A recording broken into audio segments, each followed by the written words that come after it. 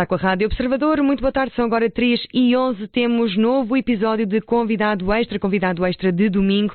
Hoje o convidado é David Berenguel Pereira. Ele é especialista em segurança industrial e energias.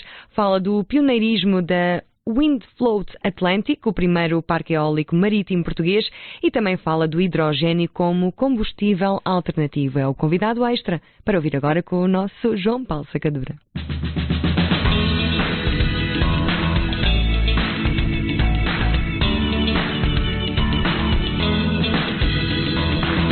Numa altura em que se fala de alternativas energéticas por causa da guerra na Ucrânia e na alternativa aos combustíveis fósseis por causa das alterações climáticas, as mudanças estão em curso e têm de ser aceleradas.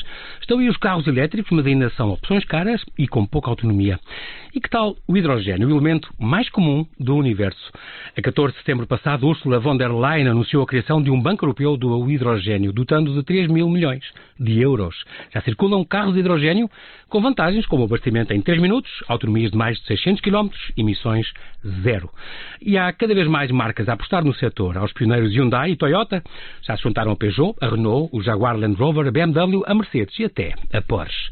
Para nos falar desta alternativa que é o hidrogênio, que a Agência Internacional de Energia reconhece ser o combustível do futuro, energético, limpo e seguro, convidei David Berenguel Pereira, engenheiro do ISQ, gestor especialista em segurança industrial e energias. Olá, David, e bem-aja por ter aceitado este meu convite. Bem-vindo ao Observador. Boa tarde, muito obrigado pelo convite. É um grande prazer estar aqui a falar consigo. Nós estamos aqui a 60%, estes números que eu tenho, 60% de energia em Portugal já é de fontes renováveis. Em 2030 espera-se que sejam 80%, chegamos aos 80%. 2030, sim. Na Europa esperam-se 1 milhão de carros de hidrogênio nos próximos 10 anos. São realmente mais rápidos a abastecer, 2 a 6 minutos, muito maior autonomia, já que carros destes que chegam aos 660 e até aos 1000 km, há testes destes. E emissões zero, só emitem vapor de água, até limpam o ar, o contrário da pegada de carbono. Limpa o ar fica mais puro, como há uns anúncios da Hyundai que falam disso. Cada vez mais marcas estão, portanto, a apostar nesta alternativa. Engenheiro mecânico, com uma especialização em gestão empresarial, sobretudo devido ao setor onde trabalhas mais é oil and gas and sewer and water, não é? Tudo que seja com óleo, gás, esgotos, condutas, gasodutos, isto tudo. Sim, atualmente as minhas funções é desenvolvimento de negócio na área da energia, do oil and gas e também no Big Science. E quando falamos de Big Science, estamos a falar muito particularmente no desenvolvimento da fusão nuclear, onde o ISQ está em peso e a desenvolver muitas atividades ligadas a esse setor. Muito importante isto, o ISQ, Instituto de Saúde e Qualidade, é uma entidade privada, independente, que é de longe o maior centro de interface tecnológico de Portugal, é uma coisa que existe ali, instalações ali no Tagus Park, já foi fundado em 65, já há mais de 50 anos, que apoia estas soluções com serviços de engenharia, de inspeção, de ensaios, testes, formação, consultoria, faz estas acreditações, os ISOs, estas normas europeias. Certificamos também.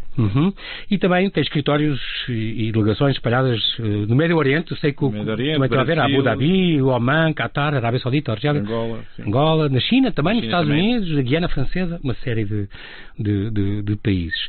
Também o desenvolvimento de business plans tem a ver consigo, na parte solar, eólicas e hidrogênio, e inspeções, por exemplo, das pás eólicas, é uma coisa que eu acho muito curioso. E a inspeção da construção dos windfloats. Eu fiquei com esta... Achei isto uma novidade, eu não conhecia isto, confesso a minha ignorância. Windfloat, um projeto pioneiro a nível mundial, que está em curso aqui em Portugal, tem como objetivo a exploração do recurso eólico, mas em águas profundas. Portanto, no fundo, põe aqueles grandes moinhos gigantes ao largo. Isso mesmo. Há o Windfloat Atlantic, o primeiro parque eólico marítimo em Portugal, que já tem 3 grandes moinhos, digamos assim, instalados ao largo de Viana do Castelo, muito longe. São 3 eólicas, cada uma delas com 8 megawatts de potência. O ISQ, estranho que pareça, teve a desenvolver esta nova tecnologia já numa fase prévia que não tem a ver com estes 3 que foram instalados. Foi num projeto anterior, que era já com uma eólica de 2 megawatts. Mas era um piloto? Era um piloto que foi testado também em Portugal. Esta aqui, que estamos a falar do Windfloat, os 3 estão em Viana do Castelo, e nós estivemos envolvidos a fazer a inspeção de fabrico. Duas das 3 que foram construídas. 2 foram construídas ali em Setúbal e nós estivemos a fazer a inspeção da construção dessas 2 infraestruturas. Não estamos a falar da eólica em si, que é do moinho, digamos, com os pás. Não estamos a falar disso, estamos a falar da estrutura flutuante. Porque há uma estrutura flutuante onde é um triângulo, onde assenta aquilo. Uma coisa com 30 metros de altura, uma distância de 50 metros em cada uma das colunas, e isto as plataformas estão ancoradas no fundo do mar, com umas correntes, a mais de 100 metros de profundidade, está plenamente operacional, já a fornecer energia limpa à rede elétrica em Portugal. E é uma coisa perfeitamente visionária. Nós estamos muito à frente. Sim, e é um caso de sucesso. Se nós olharmos para o offshore flutuante, é um caso de sucesso a nível mundial e que excedeu as expectativas a nível de produção. Para já, por causa do spot onde estão colocadas essas 3 plataformas, a produção é quase contínua, diríamos. Há sempre ventoso lá. Há sempre vento, de qualquer forma, aquilo está sempre a produzir. O que tem excedido as expectativas. O engraçado, hoje, por exemplo, saiu uma notícia que os leilões para offshore só devem acontecer em 2023. Eu diria que é um bocado tarde, temos que pensar em aproveitar estes potenciais para, nesta urgência de energia, termos essas plataformas colocadas em alto mar. Nós temos já, nesta questão das eólicas, estamos muito à frente, ou estamos no bom caminho. Sim, então. sim. Se nós olharmos nas renováveis, Portugal está bastante à frente. Estamos perto de quase de 60% da energia que é produzida é baseada nas eólicas. Estamos a falar qualquer coisa instalado perto de 5.2 gigawatts de potência. A maior fonte de renováveis ainda continua a ser a hídrica. Okay. Os painéis fotovoltaicos, que é engraçado, estamos ainda numa fase que eu diria que é quase para o potencial que Portugal tem. Nós temos só 1.8, 2 gigawatts de potência instalada. Mas não há um projeto para... Não podemos ter o dobro, por exemplo? E vamos ter até 2030... essa meta? Há uma meta para passar estes 57% de renováveis para 80%. O que é que significa isto? Que vai haver uma necessidade enorme de duplicar a parte de eólicas e quase quadriplicar a parte do solar. Dos painéis, dos campos de painéis fotovoltaicos. Impressionante. Mas isso são boas notícias para nós. E então agora, com este problema da dependência e da coisa que está a acontecer, não é? Todos os países estão a arranjar alternativas para não acontecer como na Alemanha, por exemplo, que se viram muito aflitos com esta dependência exagerada, quer de uns, quer de outros, porque a gente tem que ser capaz de produzir a nossa energia. Nós temos a tecnologia, o campo, o sol, o vento necessário para poder brilhar nesse campo e não ser dependentes. Hoje, em particular, falamos do hidrogénio. Portanto, realmente a guerra levou a levantar este bicho da dependência energética, não é? Os preços estão todos a subir, a inflação está a aumentar e realmente esta conversa, David, vem com o timing perfeito, porque dia 14 de setembro a Ursula von der Leyen então anunciou a criação deste Banco Europeu do Hidrogénio, o qual dotou com 3 mil milhões de euros, e ela diz que o hidrogénio pode ser uma mudança fundamental para a Europa. Precisamos de levar a economia do hidrogénio, do seu atual nicho, para uma grande escala, não é? É infinito. Isto é importantíssimo e é uma coisa, nada que o David já não visse há que tempos e se calhar peca por ser tarde. O engraçado, o ISQ esteve sempre envolvido já nesta tendência já aí perto de 10 anos. Quando começou a analisar se os ativos que transportam gás natural eram compatíveis para transportar... E também hidrogénio. Porque há esta mistura que se pode fazer nos canos, não é? Nos gasodutos ou misturar o gás natural e o hidrogénio podem viajar no mesmo... Sim. O que acontece, e que já se sabe, e vai acontecer para breve, é quando nós começamos a produzir hidrogénio, vamos injetá-lo na rede até 10%. Que é uma situação plenamente segura. Todos os aparelhos das pessoas vão continuar a funcionar nas mesmas condições. Fogões, tudo com o gás natural. Em combinação com o gás natural. O que é que acontece? Depois disso é que pode haver situações que haja necessidade de haver alguma mudança. Mas isto não há alarmismos, porque desde que todos estes processos sejam acompanhados, certificados, Exato. Isto é a segurança que nós depois vamos dar ao consumidor. E existem entidades como nós, ou como o ISQ, para fazer este serviço. Tem esses laboratórios especializados, podem fazer isso e certificar e dizer isto está conforme ou isto não está. Porque há esse perigo, são coisas todas essas, até o hidrogénio pode altamente inflamável, pode ser... Claro.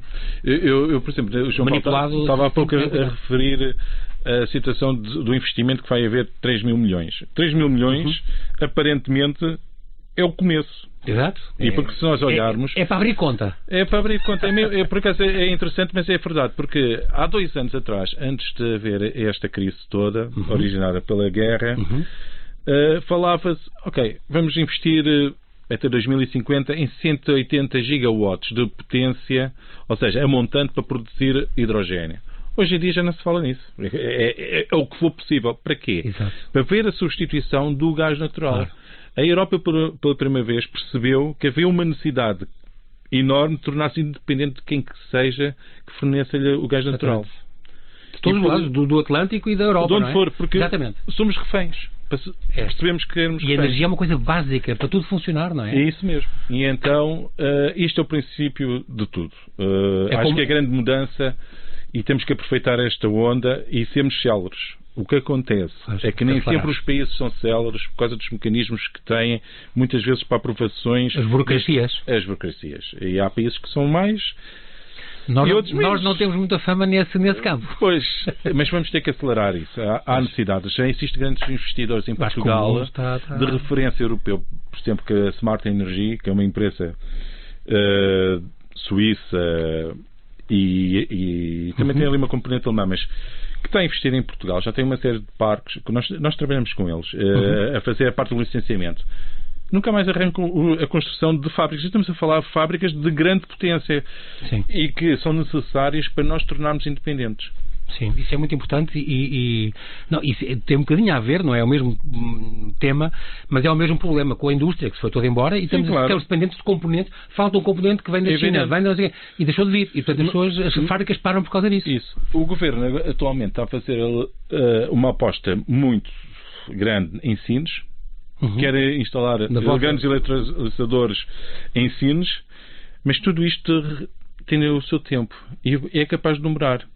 Hoje em dia a indústria está a produzir electrolyzers, portanto, que são os componentes que fazem esta transformação do hidrogênio, da água em hidrogênio e oxigênio, né? Vamos utilizar os componentes e pronto, para a gente depois poder usar o hidrogênio como energia. E nós temos que começar a dar os passos. Se nós não dermos, atrasamos-nos. Porque nós temos essa tecnologia e os engenheiros capazes de fazer isso. Em Portugal, as pessoas não sabem isto, mas, por exemplo, existe uma empresa portuguesa que até está cotada na Bolsa Americana, que é a Fusion Fuel, e que nós, juntamente com uma empresa alemã, estamos a fazer certificação de alguns parâmetros de um electrolyzer que eles desenvolveram. É uma tecnologia bastante inovadora, embora o conceito que é o PEM, que portanto, aquilo é transformar a água utilizando uma membrana para fazer essa dissociação das moléculas. O que é que já é uma tecnologia que já se utilizava nos submarinos. E hoje em dia eles conseguiram fazer um modelo de electrolyzer de pequena dimensão que já começamos a perceber que é altamente eficaz. E é uma empresa portuguesa. Quem é que sabe que os portugueses estão a liderar este processo? Isso é muito importante. Também outra coisa, já agora, também é uma parte, antes de irmos lá ao hidrogénio, devido à questão da própria energia nuclear. A própria energia nuclear está a mudar muito o paradigma. Já tive aqui vários convidados que falavam, já não estamos a falar de Chernobyl, isto já foi há 36 anos, já não é os mesmos reatores com os mesmos problemas. Não. Apenas o lixo radioativo era o único senão que ainda afastava alguns construtores e governos dessa ideia. Mas está muito afastada dessa ideia de ser uma coisa terrível para o ambiente e para tudo e que pode ser aproveitada e pode ser uma solução. A França continua a construir. A França vai ser um dos maiores produtores de energia elétrica graças às 7 centrais novas que... Portanto, tem uma experimental, não tem? No sul? Tem, mas essa já não é de fissão nuclear, mas é de fusão nuclear. Já é o passo seguinte. Que é um passo muito à frente. E isto vai revolucionar todo o conceito de produção de energia, se isto prevalecer e for demonstrado o conceito. Que é rentável. Este reator experimental está a ser construído no sul de França, em Cadarache. O ISQ tem estado sempre a fazer inspeções de componentes, também faz muitos ensaios nos seus 16 laboratórios acreditados. Sim. Nós fazemos muito, e estamos a fazer isto para a F4E, que faz parte do projeto do ITER, esses ensaios. Portanto, a nível europeu, fomos selecionados para o fazer. E estamos a garantir que muitos daqueles são aptos para trabalhar a temperaturas inimagináveis. Quer dizer, tudo isto é como aqueles na China que está a fazer, que é o sol artificial, que são milhares de graus. Mas é um consórcio também europeu, estão vários países ligados a isso. Isso mesmo. Pode ser também o futuro. Só que isso eu ouvi dizer, e das entrevistas que já tenho tido aqui, David, que isto é uma coisa para 20, 30 anos, é uma geração até isto ser rentável e comerciável, digamos assim. Não é imediato. Agora, temos que olhar também para a fissão nuclear. Como estava a dizer o João Paulo, a segurança tem aumentado substancialmente. É verdade que Fukushima foi trazer aqui uma grande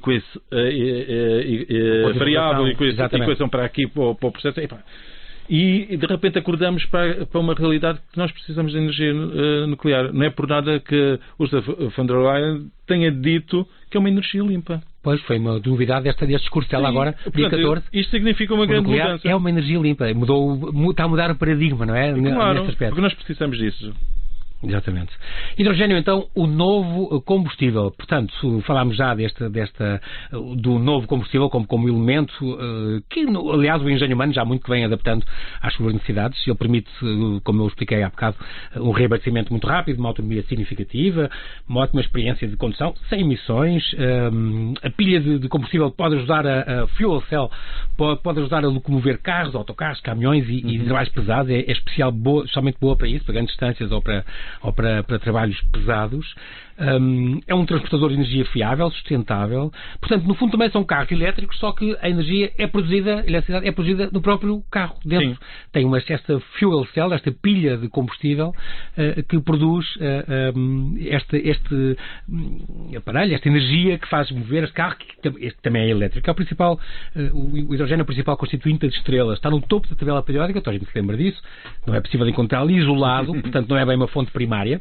É um transportador de energia tal como a eletricidade, e por não ser possível encontrá-lo isolado, torna uma alternativa um bocadinho mais dispendiosa, quer dizer, há custos associados a poder isolá-lo, não é? Normalmente está com o carbono, associado ao carbono, a formar os tais hidrocarbonetos, por exemplo, como o metano. É o mais leve, o gás mais leve, e o que produz maior valor energético. Porquê? Tem mais densidade energética? Tem mais densidade energética. O que acontece aqui com o hidrogênio, e só para fazer ali, faltar um bocadinho atrás. Quando nós estamos a falar hoje em dia de hidrogênio, estamos a falar de hidrogênio verde. Sim. Porquê? Porque antes, no passado, o hidrogênio estava a ser utilizado principalmente pelas refinarias, para fazer a dissociação, por exemplo, do enxofre do diesel, e utilizado para fazer o amoníaco, porque depois dava para os fertilizantes. Hoje, e era baseado em quê? Utilizando metanos, por exemplo. Hoje não. Hoje em dia, e quando falamos de hidrogênio, temos que sempre estar-nos focados sempre no hidrogênio verde, que é através da água. O que é que vem isto implica? Portanto, não é? Da separação de o que é que isto vem garantir? Primeiro, há uma descarbonização associada a isto. Portanto, vamos obter um gás que não tem carbono, logo, à partida. Sim. E isto é importantíssimo para a Europa, porque a Europa também tem as suas metas ambientais a cumprir. A descarbonização da economia, claro. Portanto, isto é claro para todos. Outro aspecto importante relativamente ao hidrogênio. O hidrogênio não vai ser um elemento no futuro que vai ter uma grande predominância. O que vai ter uma grande predominância é a eletricidade. Os carros passam cada vez mais são elétricos. Sim. O que interessa do hidrogênio aqui reter é aquelas situações em que não é possível substituir. Nós sabemos que até 2050, por exemplo, 30% do consumo do hidrogênio vai ser para a indústria. Sim. Aquecimento, vão utilizar aquilo como uma fonte de aquecimento. 16% é para barcos. Os barcos vão estar a utilizar. Portanto, 16% de tudo que é produzido vai ser para barcos. Portanto, há aqui o transporte marítimo vai... É uma cota grande. É uma cota grande. E até o próprio aviação representa 12%.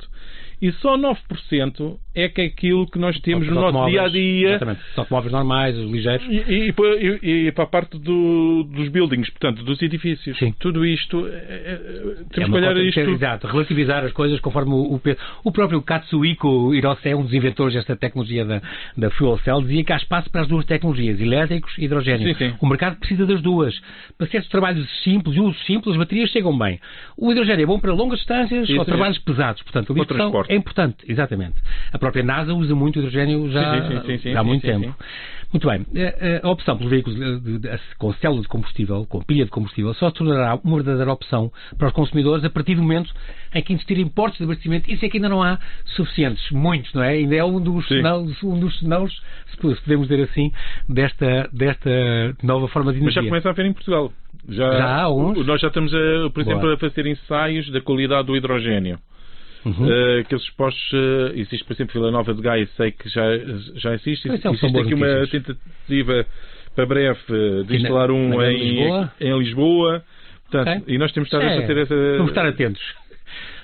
David, nós temos de fazer aqui um brevíssimo intervalo e já voltamos à conversa. Até já.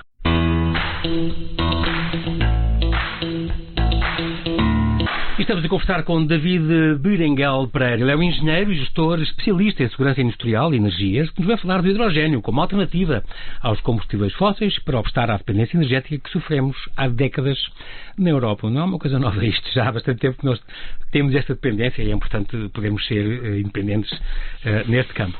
A propósito desta emissão, uma coisa que estes motores de hidrogênio emitem é vapor de água.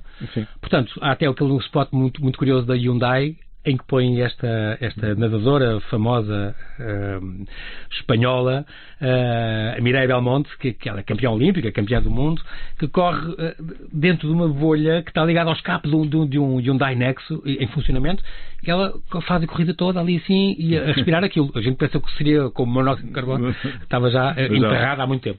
Portanto, é vapor de água. Exato. E é água. Aquilo prova e até diz que a Hyundai quis ir mais longe e até limpar o ar, porque isto é uma coisa que limpa o ar, ao contrário da descarbonização, não é? Vai a favor tanto da descarbonização que até limpa o ar. O ar que sai até é mais puro do que o ar que entrou.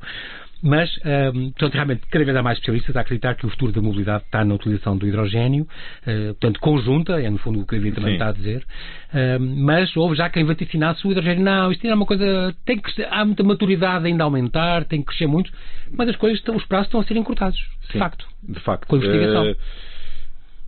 A nível de tecnologia, a tecnologia está desenvolvida, há aí 4 tipos de electrolyzers, 2 são bastante estáveis, há os alcalinos, há este o PEM que eu estava a referir, que são aqueles que estão a ser utilizados. Nós já vimos fábricas com 20 megawatts a serem instaladas. Em Portugal existe eu diria N, porque sei pelo menos fonte segura, e porque nós também estamos envolvidos em alguns desses projetos, pelo menos aí 5 acima de 100 megas, em ensinos querem ir até 600 megawatts, o que é uma coisa brutal.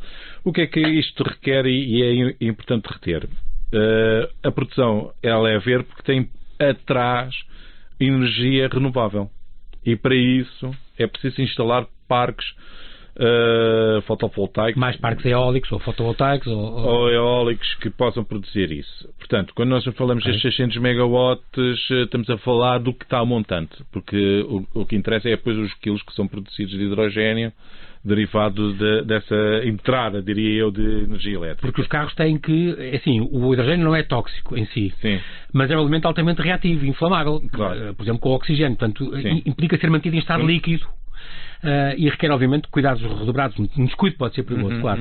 O gás nos carros é mantido em alta pressão. Em alta pressão. Portanto, eles têm um tanque de alta pressão que pode conter 5 kg, 5, 6, 7 kg, 7,5 kg. Já em 2019, já há 3 anos, havia dezenas de milhares de carros de hidrogênio em todo o mundo, percorriam milhões de quilómetros sem incidentes graves, isso é verdade. Agora, em setembro de 2021, o Toyota Mirai, por exemplo, passou com 5 estrelas todos aqueles testes do NCAP. Sim, portanto, isso são bastante exigentes, não é? Exatamente. Já vivemos com o hidrogênio, usar o hidrogênio já há 200 anos. A legislação está ainda muito restrita, e portanto é muito apertada para isso, ainda bem. Claro. Agora, estes tanques também, portanto, essa questão de ser armazenado dentro do carro, também havia os problemas com os acidentes e realmente provou-se que é super seguro e não houve acidentes nesse campo, nem há historial há mais com carros elétricos, obviamente, do que com carros a hidrogénio. Na Europa esperam-se 1 milhão de carros nos próximos 10 anos. Portanto, isso é uma coisa que continua a crescer o número e vai crescer. Se nós olharmos para o consumo que vai haver direto, e quando nós estamos a falar direto é porque carros vão ser abastecidos. E estamos a olhar aqui, e eu, no meu entender, isto para o transporte, porque estamos a falar de longo curso, o transporte, estamos a falar dos caminhões que vão transportar mercadorias, passageiros. Esse é o grande impulsionador. Por exemplo, em Portugal existe uma empresa que fabrica autocarros passageiros e ainda agora a Salvador Caetano fez agora isso mesmo. Que saiu Nós fazemos testes com eles para autocarros que estão a fazer o transporte utilizando hidrogénio. Isto são os FCEV, não é? Os veículos elétricos a pilha de combustível, não é? Esses são. Mas há uns que têm que utilizar a combustão, não é? Pois, e também há esse, é outro sistema, é a combustão... Sim, utilizando o hidrogénio como combustível. Esta questão da segurança, não, das desvantagens, agora a pensar nas vantagens e desvantagens, já falámos de imensas vantagens, uma das vantagens que são apontadas é ser uma alternativa ainda cara, ainda neste momento, mas é tal história, como os carros elétricos ainda são caros, mas e há 3% de penetração no mercado, ainda é pouco. Das tecnologias. Pronto, como foi nos computadores, como foi tudo, não é? Não há apostos de abastecimento suficientes, começa agora a haver alguns, e portanto isso é bom, mas quando foi elétricos foi exatamente igual também, não é? Já ninguém se queixa disso. Tem de se manter um estado líquido, requer a utilização de metais nobres. Isto é porque é dentro da eletrólise dos próprios componentes. Estamos a falar da parte da eletrólise. É ser platina ou qualquer coisa. Implica elevados custos de produção, transporte e distribuição. Sim, que é uma preocupação. E porquê? Porque a eletrólise não é um processo muito eficiente. Ele precisa de bastante energia para fazer esta dissociação da molécula de água, não é? E então precisa montante de energia elétrica. Sim. E o que se sabe atualmente é que para haver um break-even do investimento feito com electrolyzer, devíamos estar a falar de qualquer coisa como 13, 14 euros o megawatt-hora. Se nós olharmos que há 2 ou 3 anos os leilões que havia de energia renovável andava de solar, e foi de solar que aconteceu estes recordes perto dos 25 megawatts, que já não é uma realidade, 25 euros o megawatt, que hoje já não é uma realidade porque os preços das matérias-primas aumentaram. Hoje o painel solar já não é o mesmo preço que há 2 e há 3 anos, foi a grande desgraça se calhar aí dos leilões que houve, mas de qualquer maneira estamos um bocado longe deste valor, não é? O que é que isto significa? Que vai haver aqui a necessidade de algum financiamento, e estes financiamentos vêm de várias formas, até pode acontecer ao consumidor final, não é? Como todos nós sabemos. Claro.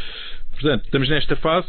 Acredito é que até 2050 haja umas soluções muito mais baratas para produzir esse hidrogénio. Ou pela própria tecnologia em si, que vai avançando e vão descobrindo novos. Eu acredito no engenho humano, a ser descobrindo. Só para uma curiosidade, há pouco estava a falar dos materiais.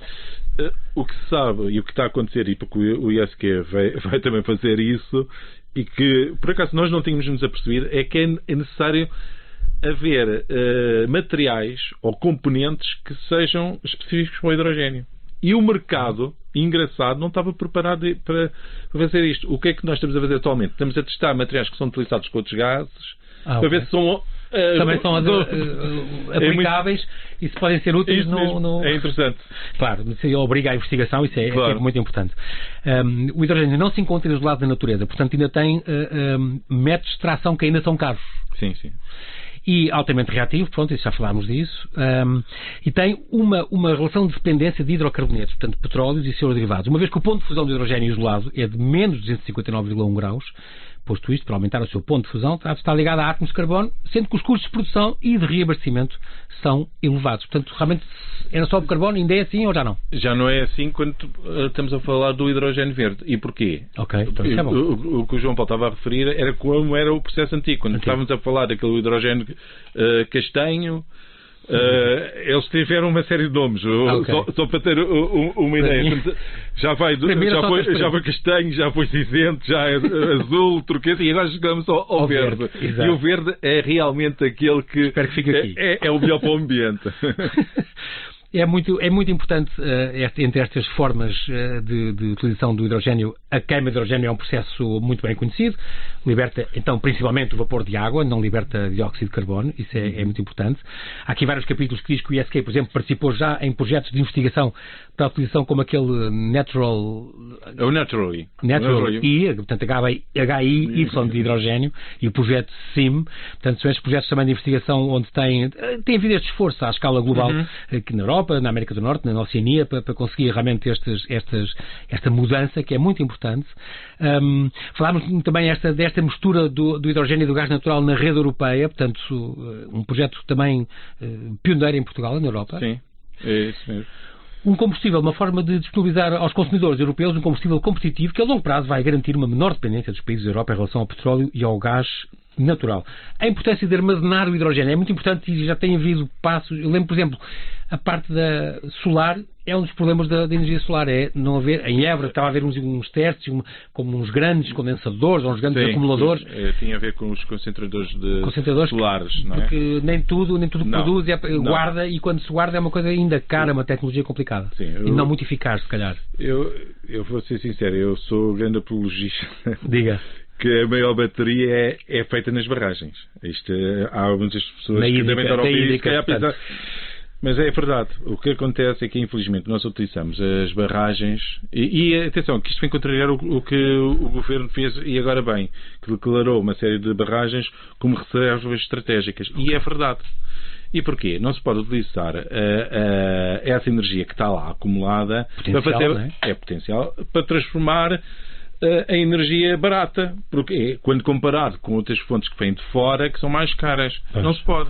Esse é o nosso maior valor. O que se tem que fazer é aumentar a produção via das renováveis e compensar quando há alguma necessidade. Há menos vento, há menos sol, então, e tentar a ser compensar. Exatamente. Essa é a nossa maior reserva. Ser uma alternativa. Hoje em dia, qual é as tendências? As tendências é meter baterias, por exemplo, de lítio, para fazer essa reserva do excesso que possa haver de produção.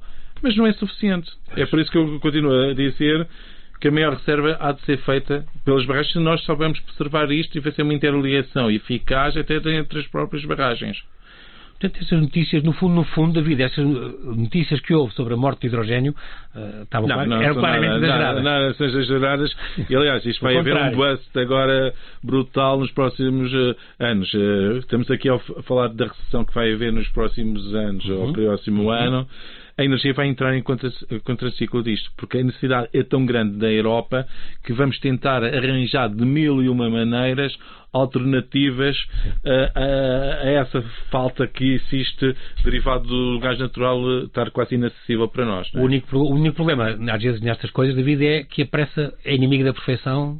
Sim. E eu sei que é uma coisa que o preocupa muito. Preocupa-me bastante. O gasto dos dinheiros públicos quando não é feito com cabeça e com... Até porque já houve histórico disto.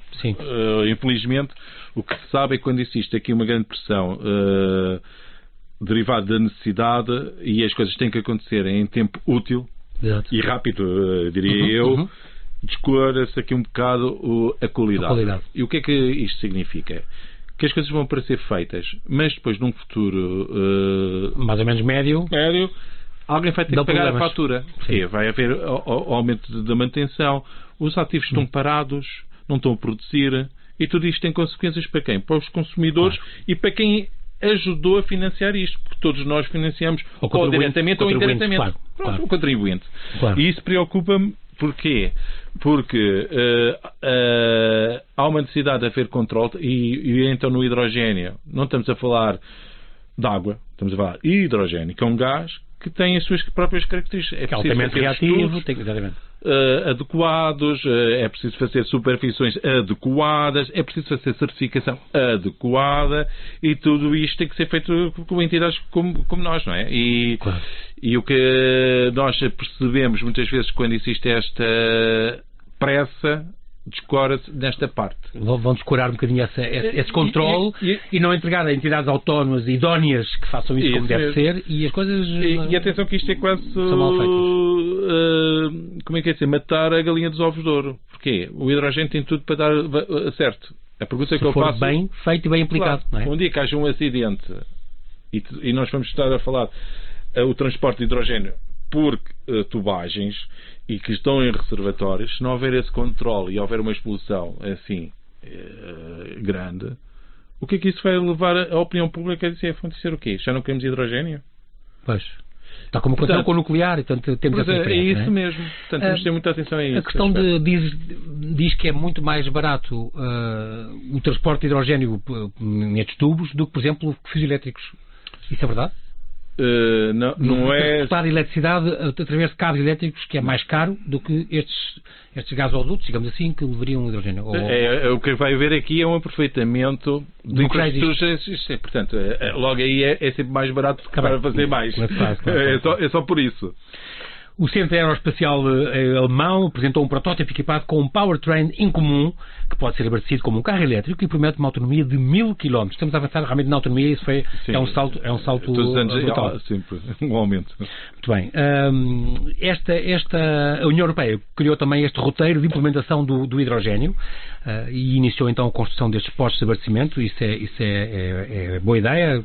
Na Dinamarca, na França, na Alemanha, Suécia, o Reino Unido já há carros destes e portos destes a funcionar normalmente.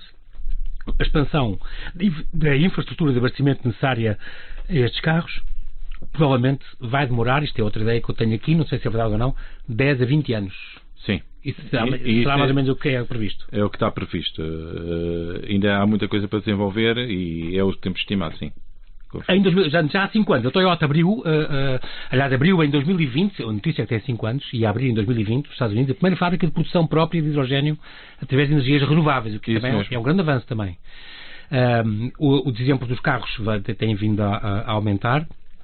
Esta questão, houve também este barco lançado há uns anos, este Energy Observer, muito curioso também, que faz imensos testes e também com hidrogênio sobre o que está a dar a volta ao mundo e uma aventura pelos mares, e isto é uma colaboração também da Toyota, e é o hidrogênio que está no centro, portanto estão a ver como é que é as soluções de armazenamento, a rentabilidade destes motores e tudo, que é uma coisa muito curiosa. Portanto, esta questão das pessoas dizerem que o hidrogênio ainda é uma miragem, a tecnologia ainda precisa de maturidade, ainda não é competitiva, mas isto, portanto, está completamente a ser ultrapassado da vida. E acha que é uma questão de uns anos até começarmos, por exemplo, a ter cá em Portugal carros destes?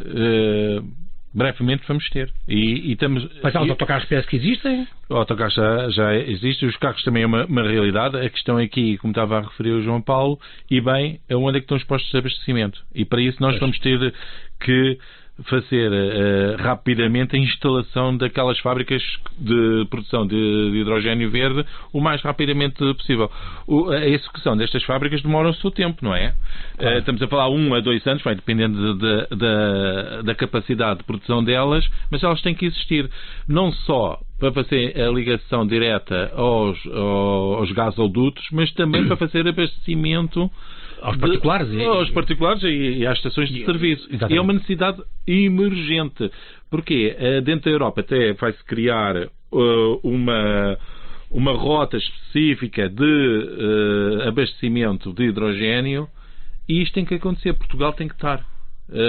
Não pode perder este barco. Não pode. E há uma necessidade enorme se nós pensarmos que se a ligação que os franceses estão aqui um bocadinho a obstruir da Península Ibérica à Europa, através dos gasodutos, que eles param ali basicamente nos Pirineus. Exatamente. Se isso acontecer, essa realidade, Portugal e Espanha podem ser um dos maiores produtores de hidrogênio verde. E porquê? Porque têm todas as condições para se o produzirem. Têm a solo como ninguém na Europa tem. Exatamente. Portanto, se nós olharmos dentro desta vertente, nós podíamos ser estar à frente. Temos pioneiros nisso. Nós olharmos o projeto, por exemplo, que estão a pensar construir em Sines para a produção de hidrogênio. Portanto, isto é transformar um bocadinho a refinaria que lá está e passar a refinaria além E a central antiga, a central da EDP também vai ser transformada. Essa Isso era um grande passo que se conseguia ali, era uma zona central do país, e tem capacidade depois de fazer transporte marítimo caso seja necessário, e é um dos objetivos iniciais, pelo menos, era fazer esse transporte até a Holanda. Isso era muito importante. E o Governo está mesmo apostado em... Ou ainda está em discussão? O Governo está. Aliás, o Governo português, aquilo que eu entendo, é que tem muita vontade. Agora, falta é marcar os golos. E eu acredito que vão marcar os golos brevemente, derivado também da injeção de dinheiro que a Europa vai fazer para estes investimentos. Isso é uma coisa que nos dá alguma esperança e acho que não podíamos acabar, David, melhor esta conversa, porque realmente é uma coisa que nos preocupa a todos e com o andar de guerra, com isto tudo, esta dependência e ser possível essa independência, ser possível também devido ao hidrogénio, que sem dúvida que é o combustível do futuro, como a Agência de Energia diz, isso era muito importante. Eu acho que estamos no bom caminho. Nós, infelizmente, não temos tempo para mais, mas queria agradecer, David, a tua disponibilidade em falar ao Observador. Oxalá consigamos, então, ultrapassar o hidrogénio e outras alternativas, ultrapassar esta dependência que nos traz reféns destas ditaduras e destes caprichos do mundo. É muito importante e nós temos todas as condições, também do wind float, e ver se aumenta este parque, aumenta estas ideias boas que nos têm resolvido um pouco este problema de energia que tanto precisamos. Bem-ajas, David. Muito obrigado. Até breve. Até breve. Foi um novo episódio de Convidado Extra. Já estará disponível dentro de instantes em observador.pt e também em podcast.